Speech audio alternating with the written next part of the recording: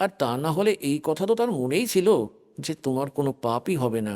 এই বিষয়ে তিনি থেমেছিলেন, চিন্তা করছিলেন যে যদি সংকট এড়ানো যায়। এমনকি তিনি যুদ্ধ করতে চাননি, তিনি তো বলেই দিয়েছিলেন যে আমরা ভিক্ষার অন্ন চেয়ে খাবো, কিন্তু আমরা এই অপরাধ করব না। কিন্তু এই দুঃখে তো দুঃখী ছিলেন, কারণ পাপ লাগবে। আর পাপের সমাধান তার মধ্যে সর্বপ্রথম করে দিয়েছিলেন, তোমার পাপ হবে না, আমি মেরে রেখেছি, তুমি যুদ্ধ করো।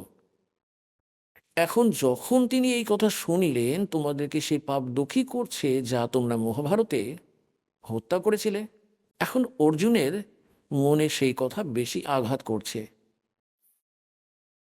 কিন্তু সেইগুলো ভিতরেই বিলীন হয়ে গেল। ভিতরেই তিনি ঢোক গিলে নিলেন নিজে, যে যদি আজ আমি আলোচনা করে ফেলি ভগবান শ্রীকৃষ্ণের সাথে, যে আপনি যখন গীতার জ্ঞান শোনাচ্ছিলেন তখন তো আপনি এই কথা বলছিলেন, এখনই পা কোথা থেকে এসে গেল আমাদের উপরে। তো আমার ভাই যিনি আছেন তিনি এমন স্বভাবের, এটা যেন না ভাবে যে আমার এই সমাধানে, সংকট নিবারণে কোটি কোটি টাকা লাগবে।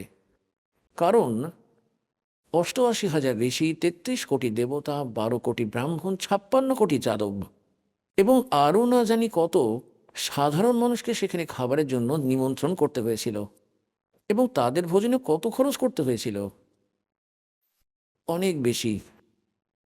তাই অর্জুন ভাবল দাদা যেন এটা না ভাবেন যে অর্জুন আমার সমাধান চায় না, আর এই খরচার ভয়ে ভগবান শ্রীকৃষ্ণের সাথে বাদ বিবাদ এই জন্যেই করছেন।